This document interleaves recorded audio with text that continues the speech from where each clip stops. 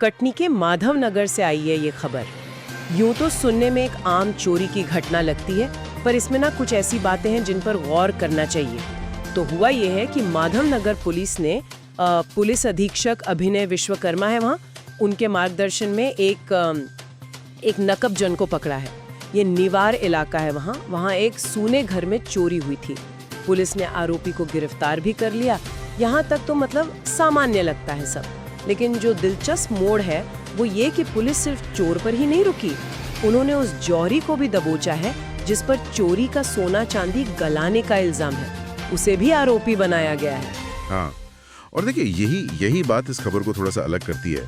अक्सर क्या होता है कि जो मुख्य अपराधी है मतलब चोर, वो तो पकड़ में आ जाता है, लेकिन जो पूरी चेन होती है ना अपराध की, वो कई बार छूट जाती है। यहाँ पुलिस ने उस चेन की एक जरूरी कड़ी पकड़ी है। तो क्या ये माने कि ऐसे मामलों में जो चोरी का माल खरीदते हैं या उसे ठिकाने लगाते हैं, उन तक पहुँचना ज्यादा मुश्किल होता है पुलिस के लिए? हाँ, बिल्कुल, ये चुनौतीपूर्ण तो होता है, काफी मुश्किल हो सकता है असल में।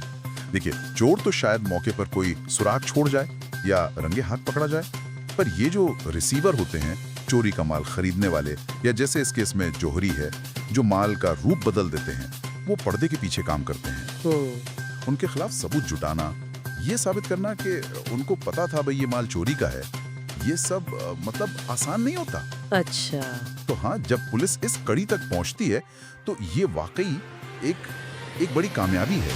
ये सिर्फ एक चोरी का केस सॉल्व करना नहीं है, ये उस पूरी व्यवस्था पर एक तरह की चोट है जो चोरी को आप कह सकते हैं फायदेमंद बनाती है। सोचिए, अगर चोर को ये लगे कि भाई चोरी का माल आसानी से बिकेगा ही नहीं या उसे गलाने वाला कोई मिलेगा नहीं, तो शायद वो चोरी करने से पहले दोबारा सोचे, वो आकर्षण कम हो जाता है। ये तो बहुत जरूरी बात कही आपने।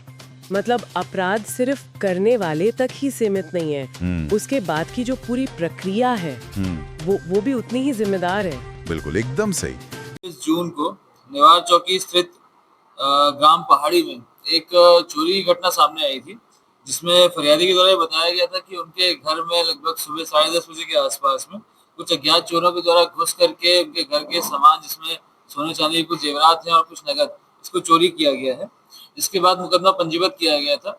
चूंकि घटना सुबह के दिन के टाइम पे हुई थी, तो काफी गंभीर घटना थी, जिसमें घटनास्थल पे सभी जो तकनीकी साक्षी टीम थी उनको बुलाया गया था, फॉरेंसिक जांच करवाई गई थी और इसके अलावा अलग अलग टीमें गठित करी गई थी, जिसमें इन आरोपियों को पकड़ने का प्रयास किया जा रहा था।